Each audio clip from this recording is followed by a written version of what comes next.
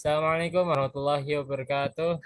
Perkenalkan kami dari kelompok 2 ilmu hayat akan menjelaskan materi tentang sistem mekanika pada hewan. Perkenalkan saya Fatir Kaisar Gifari dari Fakultas Teknik Mesin. Perkenalkan nama saya Faradila Hernisa dari Prodi Mesin. Nama saya Kaleb Antonio Budiman dari Teknik Mesin. Kenalkan, nama saya Ruby Hiro dari Fakultas Teknik Mesin. Ya, jadi saya di sini akan menjelaskan pada slide pertama. Tolong dibuka slide-nya. Mengapa kita perlu mempelajari hewan? 1. Hewan memberikan inspirasi bagi manusia. 2. Hewan merupakan karakteristik yang sempurna untuk ditiru dan dijadikan objek penelitian bagi manusia. Perkembangan ilmu pengetahuan. Hewan pendamping hidup manusia atau hewan piaran. Ruang lingkup ilmu mekanika dan sistem mekanika. 1. Mekanik. Relative mekanik, quantum mekanik, rigid body mekanik, divable body mekanik, fluid mekanik, static, dynamic, kinematis,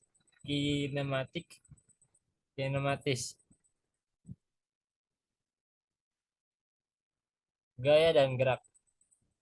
Kekuatan yang tidak seimbang ketika gaya total yang bekerja pada suatu benda bukan nol.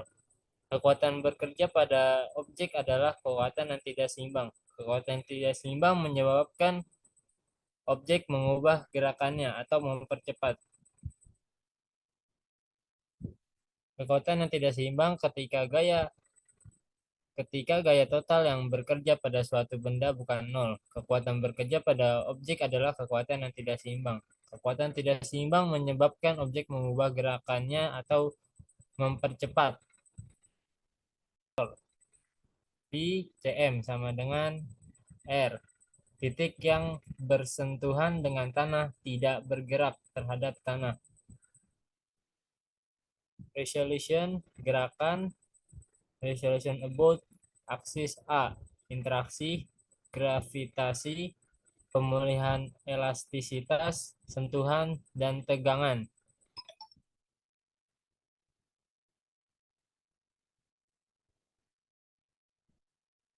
Pergerakan hewan. Ketika otot berkontraksi, mereka menghasilkan gerakan. Dibagi dua, gerakan ketidaksengajaan dan sistem lokomotor sukarela. Dari sistem motor sukarela dibagi 4. Hewan invertebrata tanpa exoskeleton dan arthropoda, enigdodermata, dan vertebrata. Involuntary movement, gerakan yang tidak sengaja, terjadi di organ dalam. Sebagai contoh adalah detak jantung. Pergerakan jantung memompa darah ke seluruh organisme. Voluntary movement, gerakan yang disengaja. Ini dilakukan oleh sistem lokomotor. Sistem ini memungkinkan hewan untuk berpindah dari satu tempat ke tempat lain. The locomotor system invertebrates with no skeleton. Hewan tanpa tulang belakang dan kerangka luar. Otot membentuk bagian dari dinding tubuh dengan mengontraksinya. Bentuk hewan berubah dan bisa bergerak. 1. Saat cumi-cumi rileks, air masuk ke tubuhnya. Ketika otot berkontraksi dan menyemburkan air, hewan tersebut terdorong mundur. The locomotor system in arthropods. Hewan yang memiliki ciri kaki beruas, berbulu atau bersegmen. Otot-otot mereka terhubung ke sisi dalam rangka luar yang bersendi. 1. Otot arthropoda terhubung dengan rangka luar. 2. Saat otot-otot ini berkontraksi, mereka menarik bagian-bagian rangka luar. Dalam hal ini, sayap, yang memungkinkan hewan bergerak dari satu tempat ke tempat lain. The locomotor system in echinoderms. Hewan laut tanpa tulang belakang yang kulitnya berduri, berbentuk simetri radial, lazimnya pentameral atau terbagi 5. Otot-otot mereka terhubung dengan sistem tabung dan tampula atau kantung, penuh air yang dikenal sebagai sistem ambulakral. Ini itu di gambarnya ada kaki tabungnya tuh yang abu-abu. Yang pertama, tekanan pada ampula mendorong kaki tabung keluar dari tubuh hewan, dan yang kedua, bintang laut bergerak. The locomotor system in vertebrates. Hewan bertulang belakang. Otot-otot mereka berlabuh ke bagian kerangka internal. 1. Otot berkontraksi dan menarik tulang. 2. Anggota badan bergerak dan begitu pula hewan. Animals mechanical similarity. Hewan dengan mekanisme yang sama. Persamaan geometrik.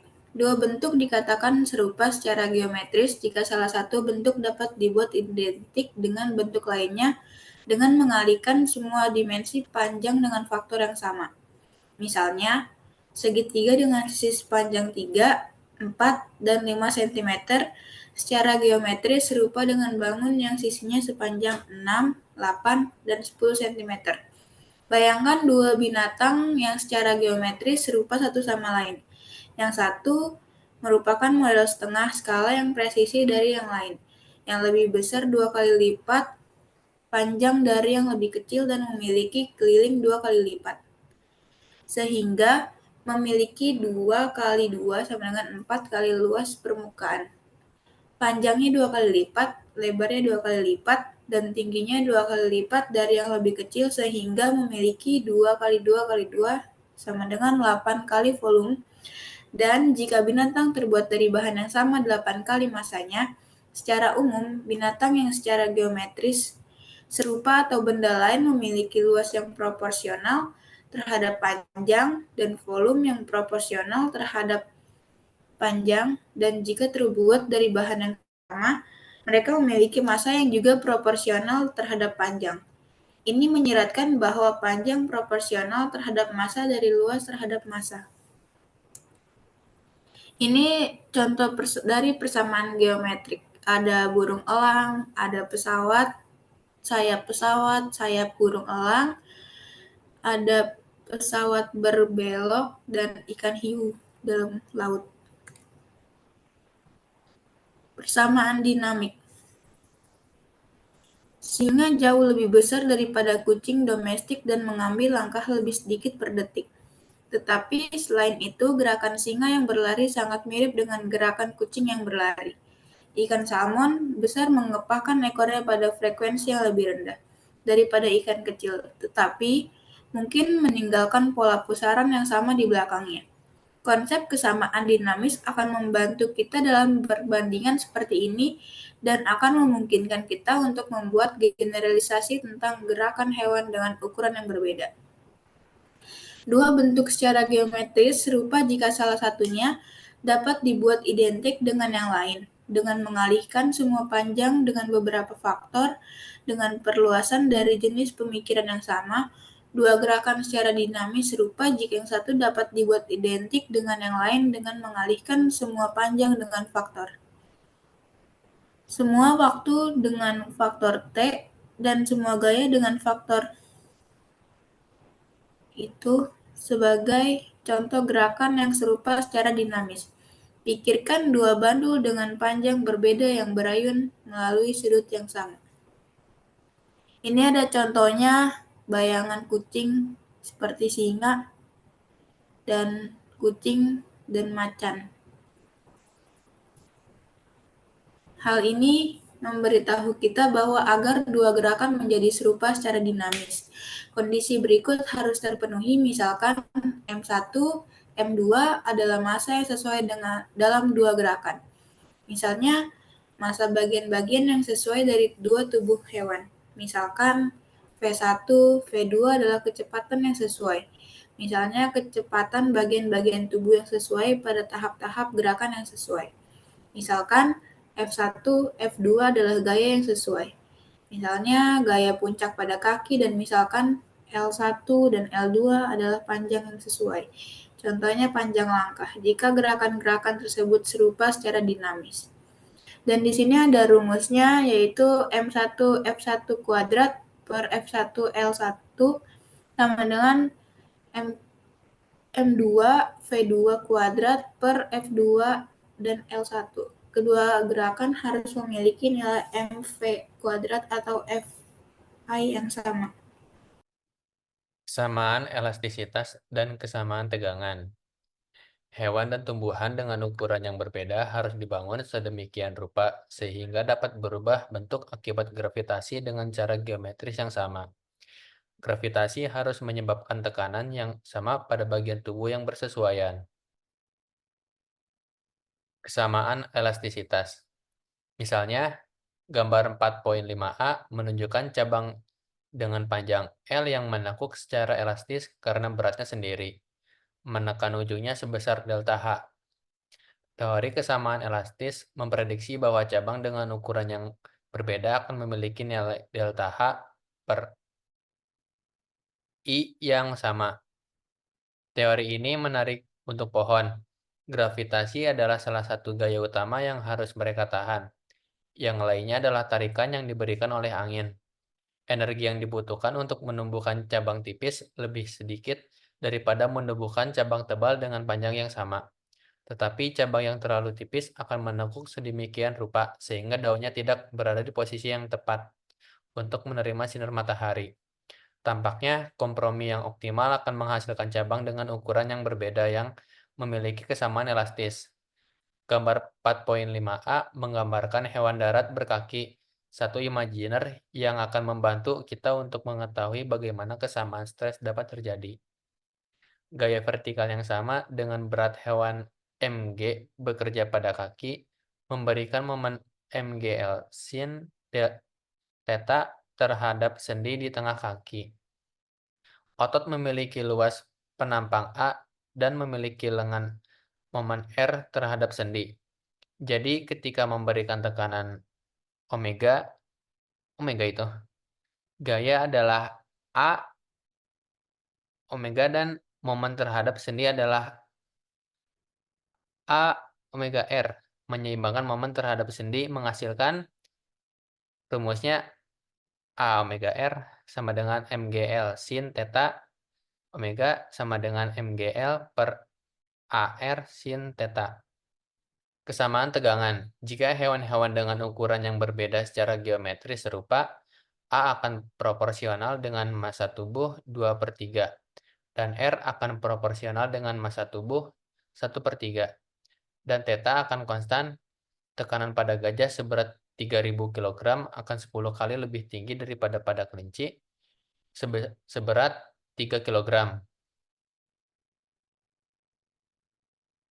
Gaya Mg pada kaki gambar 4.6a memiliki komponen aksial Mg cos theta sepanjang tulang tungkai bawah dan komponen transversal Mg sin theta tegak lurus terhadapnya.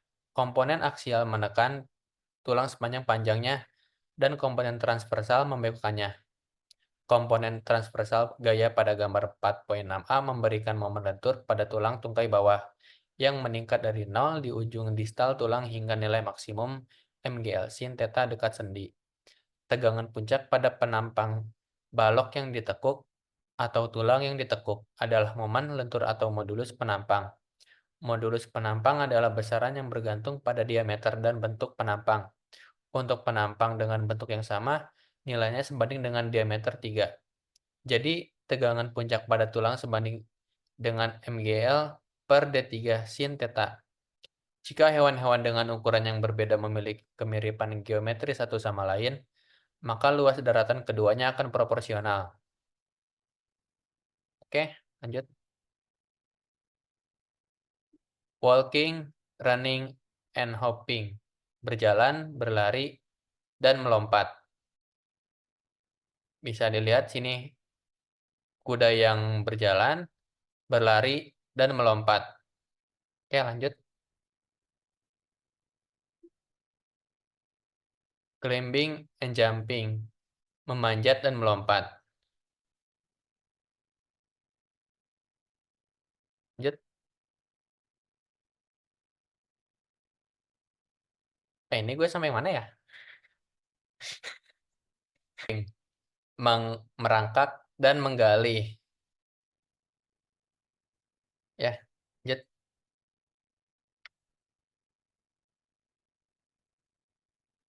Reptiles. Ular menunggang gaya berjalan yang bergerak. Gerak melingkar untuk merangkak di sepanjang saluran sempit. Ini adalah bentuk merangkak dengan dua jangkar, di mana bagian anterior dan posterior tubuh dijangkarkan secara bergantian dengan bagian anterior dan posterior tubuh ditekuk untuk menjepitnya di sisi saluran. Gambar 9,4 di sebelah kanan, 0,00 detik, bagian posterior ditarik ke depan. Kemudian dengan bagian posterior terjepit di sisi saluran, bagian anterior lurus dan menjangkau ke depan dengan gambar 9,4, 0,43 detik. Janye dan Davis 1991 memfilmkan koluber dengan massa rata-rata 118 gram, panjang 0,94 meter, merangkak di atas treadmill yang dibentuk sebagai saluran melingkar.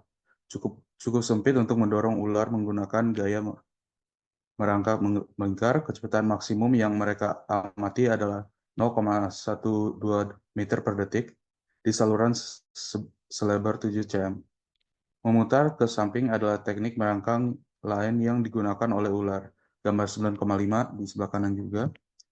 Gelombang membungkuk disalurkan ke bagian belakang sepanjang tubuh seperti pada merangkak seperti ular, tetapi tubuh meluncur di atas tanah. Sebaliknya, setiap bagian tubuh diangkat dari satu tempat istirahat ke tempat berikutnya. Pada gambar 9,5, bagian tubuh yang berbintik-bintik diam, beristirahat di tanah, dan bagian yang dibiarkan putih bergerak dan terangkat dari tanah. Teknik ini efektif pada pasir lepas dan permukaan halus, yang sulit dilalui oleh ular karena tidak menyediakan apapun untuk didorong. Banyak ular yang berputar ke samping pada permukaan seperti ini. Tetapi bagi beberapa ular, seperti Crotalus, ini adalah cara normal untuk bergerak. Next. Gliding and soaring, meluncurkan membumbung tinggi. Drag. Hambatan adalah gaya yang menahan penggerakan benda melalui cairan. Hal ini sebagian disebabkan oleh kerja yang harus dilakukan untuk melawan vikositas cairan saat benda bergerak melayungnya, dan sebagian lagi disebabkan oleh kerja yang dilakukan untuk memberikan energi kinetik pada cairan yang tertinggal bergerak mengikuti jejak benda. Bertentingan relatif gaya viskos dan gaya inersia bergantung pada bilangan Reynolds yang memperhitungkan ukuran benda, kecepatan gerakan, dan sifat-sifat cairan. Sayap dan tubuh hewan terbang bergerak di udara dengan angka Reynolds yang cukup tinggi sehingga gaya inersia menjadi dominan. Dalam rentang angka Reynolds ini, gaya hambat F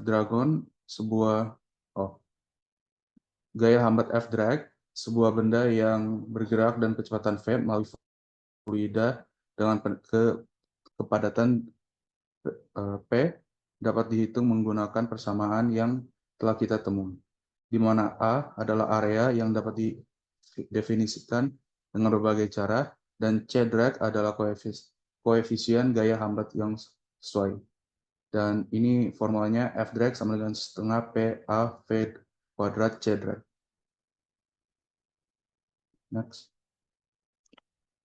Baik untuk pesawat terbang maupun hewan terbang, gaya aerodinamis terbesar bekerja pada sayap, dan area yang umumnya digunakan sebagai A adalah area dena sayap yang ditandai dengan titik pada gambar 10,1A di sebelah kanan paling atas. Perhatikan bahwa area ini mencakup jalur badan di antara pangkal sayap. Koefisien hambatan untuk sayap bergantung pada bilangan Reynolds dan seberapa besar daya angkat yang disediakannya. Next. Gaya dan gerak. Gaya tidak seimbang. Gaya tidak seimbang terjadi ketika resultan gaya yang bekerja pada suatu benda tidak sama dengan nol. Ini terjadi saat salah satu sisi memberikan gaya yang lebih besar dibandingkan sisi lainnya.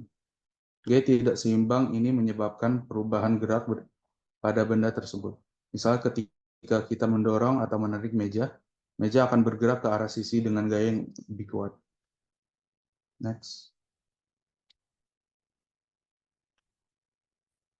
Jenis-jenis gerak. Ada beberapa jenis gerak yaitu translasi, rotasi, dan interaksi. Selain itu terdapat berbagai jenis gaya interaksi, seperti gaya gravitasi, gaya pemulihan elastis, gaya kontak, dan gaya tenggangan. Contoh gerak, translasi.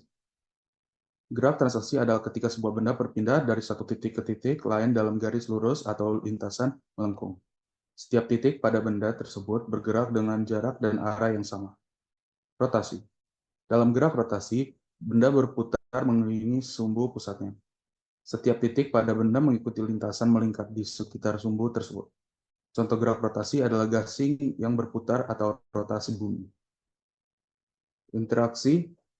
Gerak interaksi mengacu pada bagaimana benda atau gaya yang berbeda mempengaruhi gerakan satu sama lain. Misalnya ketika satu benda mendorong atau menarik benda lain. Gaya ini mengubah gerakan benda tersebut. Hal ini berkaitan dengan berbagai jenis gaya yang bekerja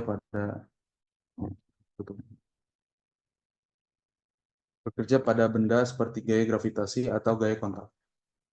Next.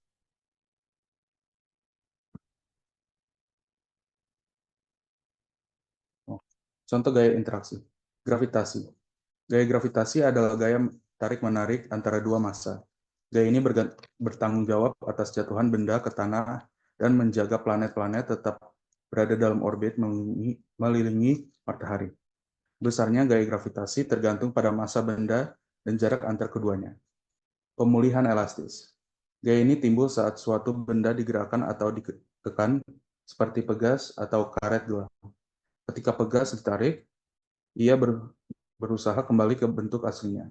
Gaya yang mengembalikan benda ke bentuk semula disebut gaya elastis. Kontak. Gaya kontak terjadi ketika dua benda bersentuhan langsung. Gaya ini meliputi gaya gesekan, resistensi saat dua permukaan saling bergesekan. Gaya normal, gaya yang bekerja tegak lurus pada permukaan. Dan gaya terapan, gaya yang diterapkan untuk mendorong atau menarik benda. Tenggangan, gaya tenggangan terjadi ketika suatu benda ditarik oleh tali, kabel, dan sejenisnya.